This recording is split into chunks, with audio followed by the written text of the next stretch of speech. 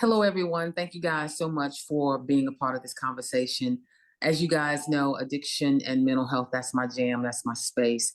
And I've been doing this work for many, many years. And I must say, I am always up for a challenge. And I have never seen drugs, how it's affecting our community like this in my lifetime. Am I sad and mad about that? Absolutely. But am I excited about it? Yeah. And the reason why I'm excited about it because there's hope. And being a person who's in recovery, I get it. I know how it is firsthand to be that person on the side of addiction or a family member.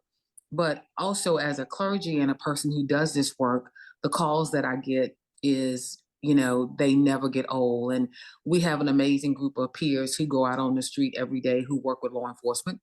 They are there when those calls come, fatal and non-fatal.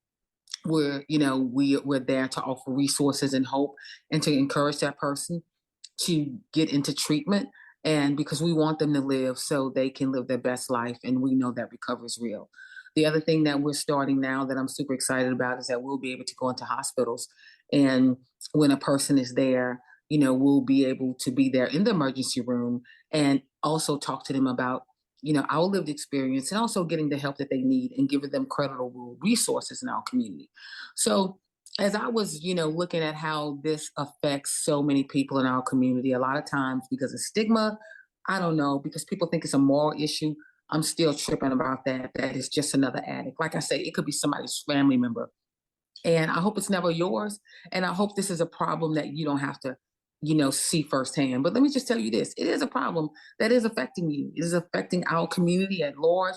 And I wanted to have a conversation to some of the people that you might not hear from how it affects what they do. And I'm talking about the coroner's office, EMS, um, the funeral homes. I mean, law enforcement, how all of this is coming into play that affects all of us. So you might say it's another addict, you know, come on, guys, we got to show a little bit more compassion, because I can guarantee you that person who's struggling from addiction, it was not their dream to wake up one day and to be hijacked, their brain hijacked by addiction. But, there's hope. There's a lot of amazing people, a lot of amazing organizations in our community who's doing some amazing work. And I want to talk to some of them. Today we're talking to our coroner, Dr. Beau. Let me just tell you this. It was Dr. Clark who, really brought this to my attention many, many, many years ago. We have done campaigns around opioids and mojo and suicide prevention. And which was funny when he called me one day, because I'm thinking, why are you calling me about, this? You're on the bad side. When, you see that white van pull up, it is finished, it is final. And I was like, well, why are you calling me about this? And you're all about death. And he's like, no, Tonja, I'm about preventing people from getting to my office. And I'm like, this is cool. And so we've been doing this probably for 6 years now, and so I remember that conversation clearly, but I also have to tell you something funny. When Dr. Clark invited me to come to his office to talk about some of these things, y'all, I wasn't going to his office because all I could think about what I saw on TV is about dead people everywhere. And I was scared. And he'll tell you it took me a minute. But anyway, once I went, I saw the dignity, the respect, the the staff, and how amazing they were. And so, yeah, so Dr. Clark, thank you so much for talking to me today and for bringing this to our attention. And I just want to say thank you for all the work that you do in our community. Yeah, thank you for having me here. It's interesting. I may be the only politically elected official that I believe you would want to do less work than do more work. Certainly, we want our politically elected officials to do more for us. I may be one where you want me to do less, because if I'm doing less work, that means there's a tremendous potential that people are dying more of natural disease rather than dying from unnatural causes. And it's the unnatural causes, such as drug overdoses, that put our community really at risk for a lot of different things. And it's not just the drug overdoses. Obviously, we have the homicides, we have the motor vehicle collisions, suicides, any of those other unnatural events that take place. But something that struck me as you were talking in the introduction here was the fact that, we stigmatize people as, oh, they're just addicts. At the end of the day, we're all just human. We're human. We occupy the earth, and we have to look out for each other. And so, that's really what it's about. If we could take a second and pause and think about the people that I interact with each day, not only as a coroner, but even as a physician. They're just humans, and Right. some need more of our help than others. Yeah, well, I have a few questions that I want to talk to you about because a lot of times people think that, it doesn't happen to me, it's not affecting me if they don't have a loved one or someone they know who's suffering from, addiction. But I want people to know that no, this is affects all of us. It affects our tax dollars, our quality of life, and all of those things, public safety, you name it. The first question I have, because a lot of times I think people know that the only thing that you guys do is pick up dead people. What is the role of the coroner's office?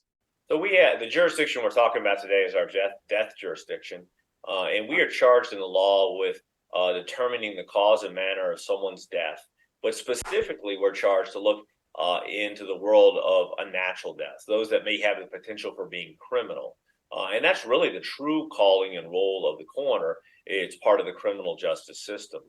However, we do investigate a lot of natural deaths. I mean, someone is found dead in their home, we have to go and investigate that and determine if they're dead for natural reasons or if they're dead because of unnatural reasons. Maybe it's a homicide, a suicide, a drug overdose, or whatnot.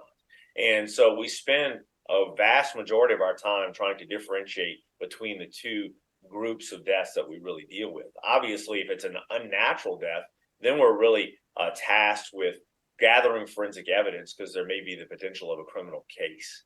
And so East Baton Parish is the largest parish in the state of Louisiana, and therefore the volume of work for my office, the East Baton Parish Coroner's Office, is the largest. So we see more and we do more than any other parish in the state of Louisiana, only because our population is so big. We have almost 500,000 people in the parish, and we're working upwards of about 4,500 death investigations per year. And so I'm happy to say that still the majority of those are natural, but those numbers of unnatural deaths, such as drug overdoses, keep creeping up. And they really are taxing our resources and our ability on a lot of levels of how we respond to that. Investigating a natural death can oftentimes be, I hate to use the word simple, but not as complex. However, when you talk about investigating something such as a drug overdose, it's not only a scene investigation, it's all the ancillary testing that's required to do toxicology, to analyze that toxicology, maybe even the potential of going to court and testifying about that toxicology. And all of that has a secondary effect. First and foremost, economically, it costs money, costs the taxpayers money.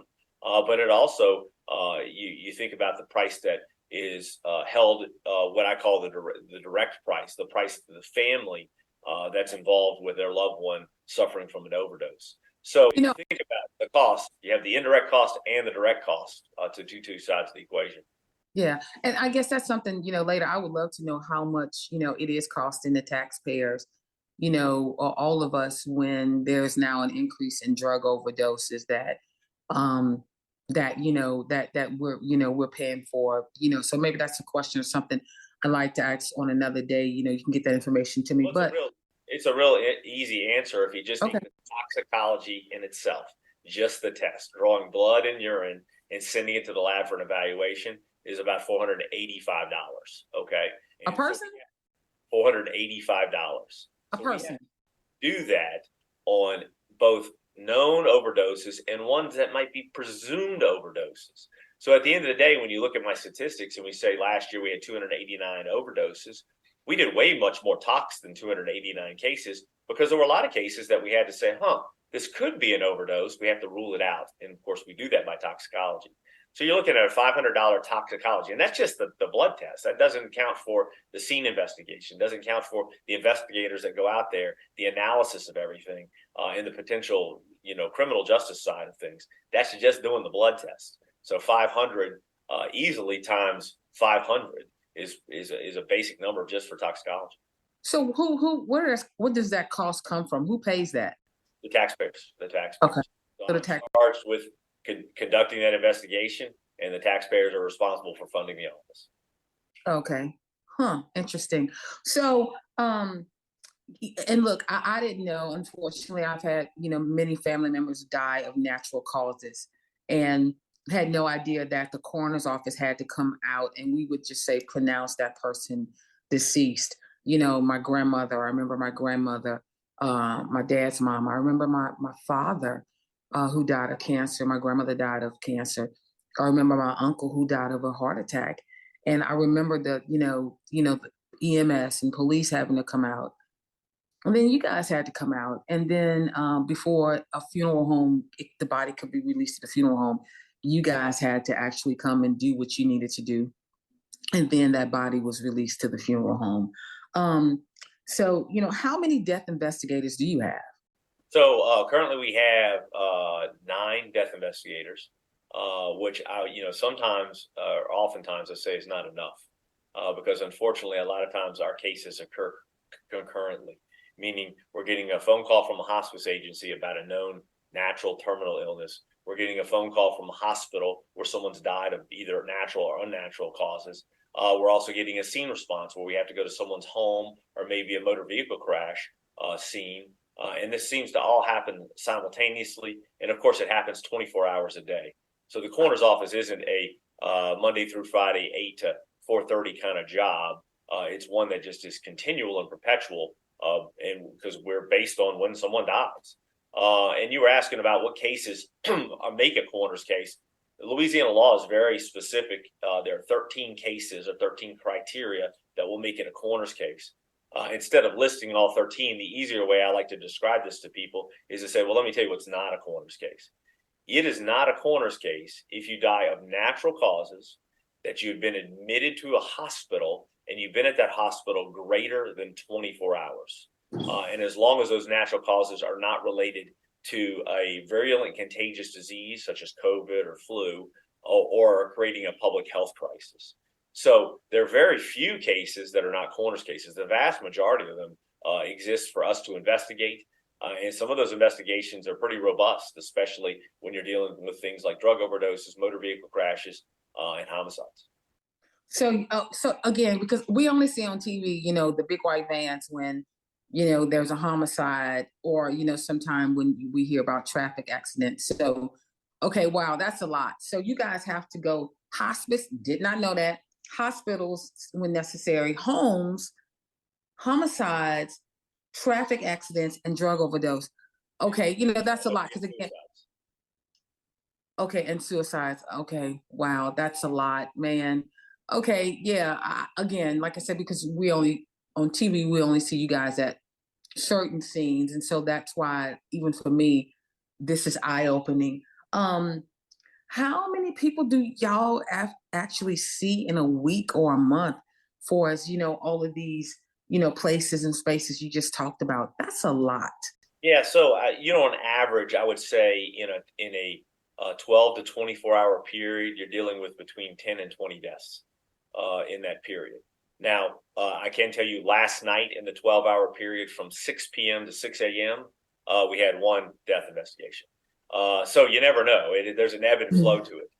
Sure. That could potentially mean that the next 12 hours, which is 6 a.m. to 6 p.m. today, we're going to end up in a scenario where there could be 20. I mean, you Sure. just don't know. Sure. But you also have to look at the complexity of those cases too. A hospice case is fairly simple case to investigate. You have an individual who's been placed on hospice because they have a known terminal illness. It's simple. So we already know what the cause of death is because it's already been diagnosed. That's a simple case. It's not very difficult. Then you go to the other end of the spectrum, and that's where you're dealing with your homicides, your suicides, your motor vehicle crashes, your infant deaths, and your overdoses. All those things that have a tremendous complexity to determine the cause of matter. So, is it safe to say with all of these, okay, and we're talking about drug overdose, which is, unnatural death, and of course, homicide, but we're talking about drug overdose today, and we know that there are more drug overdoses in our community than are homicides. So, am I safe to say that drug overdoses, since they're occurring so much, and you have to be on that scene for that? But what about a loved one who, like my dad, he died in our home, and we had to wait on you guys to come and to pronounce him dead, if you will. Uh, I remember that time, being, a short length of time, but then also I've been with friends whose family members have died recently, just say it was a heart attack, but it looked like that wait time was longer. So do drug overdoses, do they interfere with people who die of natural causes or any of the other work that you're doing? Absolutely. So because drug overdoses fit into that unnatural category of death investigation, the one we're really taxed with, when someone dies of a natural death, even though it's at a hospital, we still have to go investigate it. We have to determine Mhm. that it's not unnatural. So it's kind of a reverse investigation if you think about it. But if those two things happen simultaneously, an investigation into a natural death, which oftentimes seems simplistic because it's all about history. It's all about looking at the decedent, investigating their body. They're not stabbed. They're not shot. There's no drug paraphernalia. They don't have a history of drug abuse. All those things play a role to rule out the unnatural drug overdose. On the other hand, we have to be at the drug scene, and there's a lot to collect at the drug scene, the drug overdose scene. We're not only having to collect samples, blood and urine to be tested, but we have to look at the individual. We have to obtain their history. There might be drug paraphernalia around them that law Mhm. enforcement has to get involved into testing. So it becomes a much more complex scene than just a natural death. And if they happen simultaneously, a death where we could get in, get the family closure, have them have their loved ones sent to the funeral home, and they can proceed with their disposition versus a robust investigation where we're having to collect all this forensic evidence. You can see how the overlap there creates some delay. So one of the things, Dr. Clark, as we, sum this conversation up, one of the things is that when, we're pushing out numbers now that we get, because we want people to know, even though we've seen a decrease in, drug overdoses in our city, that's great. But, we're still not doing enough.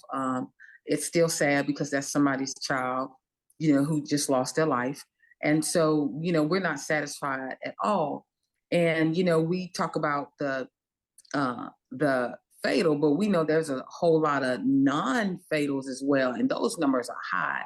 But my question to you is, so when you talk about doing a toxicology, report, that you can sometimes get that information. And the reason why I know so much because our peers go out there, but then also I've been on a personal ones as well, and I've seen firsthand what this looks like. And so sometimes when people see, pending and non-pending, that takes time, that takes machines, I guess, or whatever. Talk to us about that and why that does, take so long, because at the end of the day, you want to do whatever you can as fast as you can, as adequate and right as you can to get that family closure. Yeah, so you look at the breadth of work that I've had. I've been a coroner now for 12 years. We went from an environment where there were 12 to I think there were 28 overdoses the first year in office, and now for the last 3 or 4 years, we've been near or around 300. So that number has grown precipitously. Each one of those cases is requiring us to send off toxicology. There are two forensically recognized certified toxicology labs in the United States of America. Okay, two of them. And so you can imagine corners like myself from around the state of Louisiana, from around the country, are all sending their samples to one of these two entities.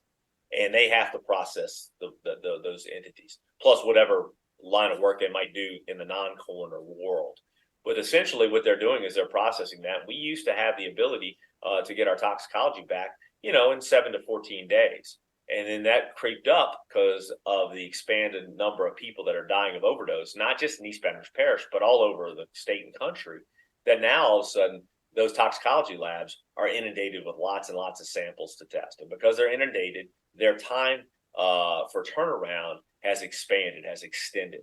And so when that happens, of course, I don't get the toxicology back fast anymore. It takes a shorter amount. It takes a longer amount of time, which means two things. Number one, we can't close the case just for our workload, but it also doesn't allow me to give closure to the family. They're still waiting on what is the toxicology going to say? Is this going to be an overdose, or is this going to be a overdose that's ruled out, and we're going to call it something natural?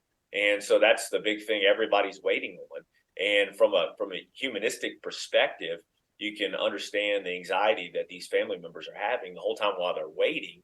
I can't give them an answer until I have the report back because we don't know.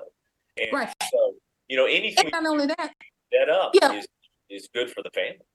right. And not only that, as I'm thinking, when again having family members who, died of natural causes, because you guys have to put somebody has to put what is the cause of death on the death certificates, right? And then which could be, yeah, can I don't know, insurance stuff.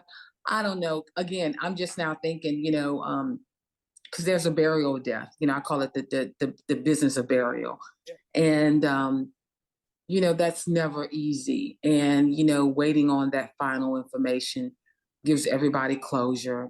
You know, so they can bury their loved one, and the family can begin their healing process. So wow, I'm just thinking now, just how it just all goes together, and the work that you guys do from the time you get there to giving that family member, that information. That's a lot. Yes. And it go back to what I said at the very beginning.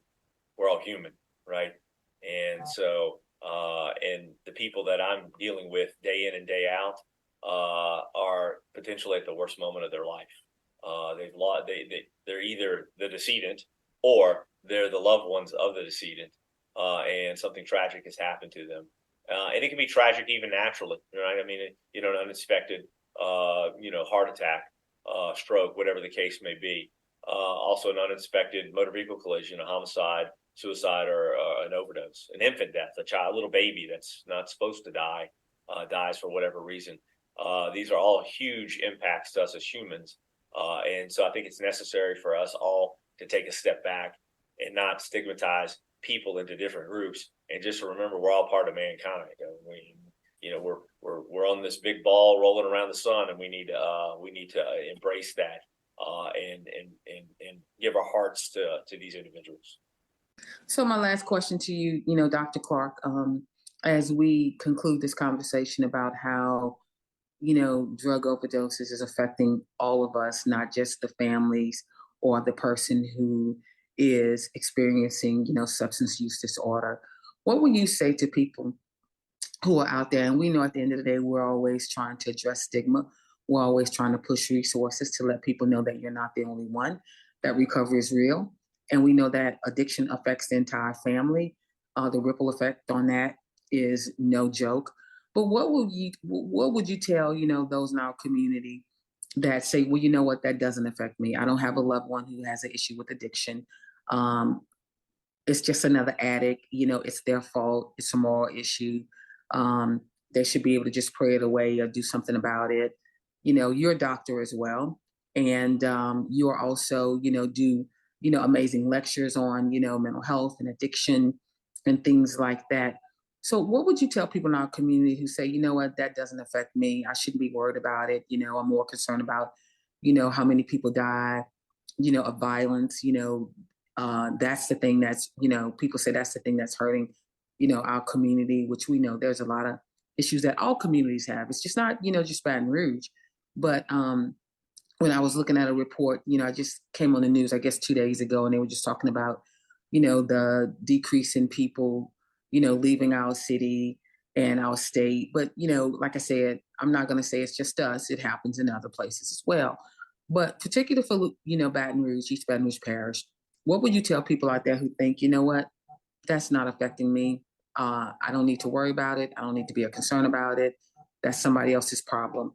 Um, what would you tell them that, yes, it is part of all of our problem and it's affecting all of us? Well, it absolutely is, and I think it's very evident if you look at the history of the opioid epidemic, as it relates to our parish, our state, our country, is that everyone's affected. We've seen it. We've seen the age disparity, young and old. It holds no racial boundary. It doesn't matter whether you're rich or poor. It doesn't matter what church you go to.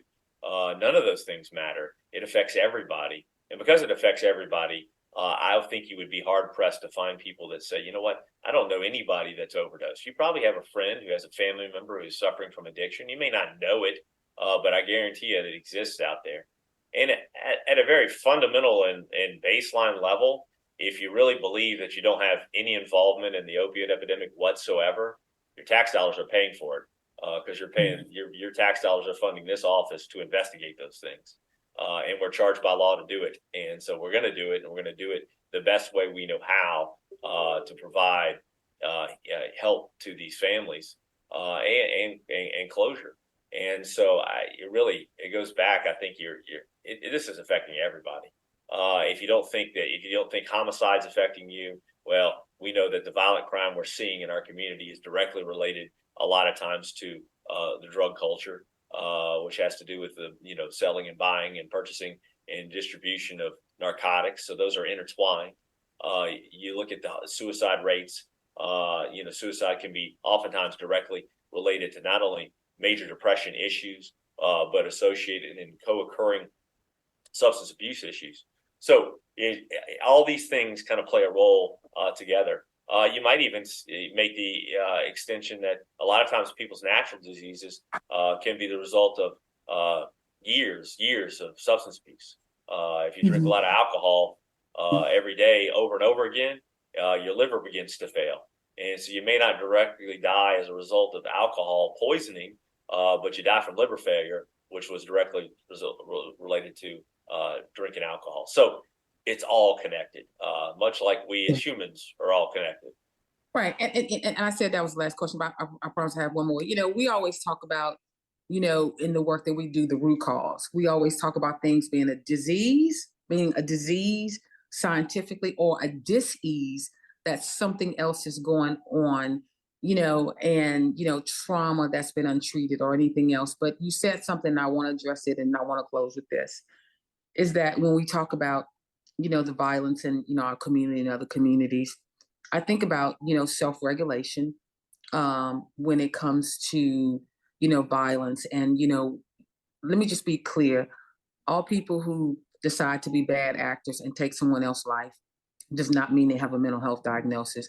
I can't tell you how pissed off I get when things happen in our community, in our country, and the first go-to is, oh, they had a mental health, diagnosis. There's bad behavior, point blank, period. And then there's a mental health diagnosis. Let's be real clear about that. It's a difference. And we cannot label people who do bad things or bad actors because they had a mental health, diagnosis. And we wonder why, when we talk about stigma, people don't want to come out because people say, oh, you're crazy, or you're prone to do something to take somebody's life, and also, your own life. And look, and I've been the product of both. And that's why I had to get help and a lot of healing. So there's that. But, it's still always getting me when people say, oh yeah, they need to go get checked out, or, they got a mental health issue, but it's really bad behavior. So, but I had to say that. But anyway, you're absolutely right. Yeah, but when you talk about, drug and violence and mental health, I'm always, again, I'm always baffled that when we talk about, violence, that we don't address what you just said, the role that drug addiction, possibly plays into that, or mental health when we talk about self-regulation, particularly among our youth. There's a quote Martin Luther King said about self-regulation and violence. I'll have to find that and push it out to you guys. But, self-regulation is key. That's something, coping skills that our kids or anybody need to have, that when there's a beef or when there's a disagreement, how to regulate that. We know that anger is a natural response. This is not a Bible study, but the Bible says to be angry and sin not. The Bible says that. I can be angry, but I can't pop off and just want to take somebody's life. So we have to address those root causes. And then, like you said, drug addiction and violence, and how that can possibly go hand in hand, and how we have to address those root causes so we can decrease those numbers. Yep, I agree. And it's certainly, we are given free will to make decisions, even poor decisions. And that can happen sometimes, and people need help and guidance. And hopefully we can figure out a way. And I say we, I'm talking you and me and the other people that are working in this environment, to put that into people's hearts, that they make good decisions, right? A decision to address their addiction, and we're here to help. A decision not to make a bad decision about violence, and another way to resolve your issue, which may just be walking away. And hopefully, if we can all come together and push that agenda, then our community, it makes our community better. It does. It really does. And, and I love Baton Rouge. Baton Rouge holds something near, a lot of things that are near and dear to my heart, and that's my family. For that, I will defend every day. And so I'm just grateful that there are a lot of people, like you, a lot of organizations, community-based, faith-based organizations, community leaders that, are really concerned about drug overdose in our community. And I think that's why, we're moving the needle a little bit. We still have to do more because people are coming together, businesses, and to talk about this, to address it, and to come up with solutions. Not that, not 7 years from now, but, 7 days from now, because at the end of the day, we're losing too many, good people to drug overdoses. And, when we're out pushing out Narcan and you have people calling us and asking us to bring them some, we're not, giving people saying, okay, this is okay for you to use. We're giving them a chance to live a little bit longer, so the risk, so the recovery can outweigh the risk of using, because we know that recovery is real. And I just want to say thank you for the work that you do. Thank you for bringing a lot of things to my attention, and always, always saying, I want to prevent people from laying on a gurney, in my office, because death is final. Death is real. We know that it's going to happen. But if we can do whatever we can to eliminate the risk and of unnatural deaths, as you called it, I think that's where we all can play a part in. Absolutely, absolutely, and thanks for all you do too. I think we make a good partnership in this arena, and we'll keep fighting the good fight to take care of people.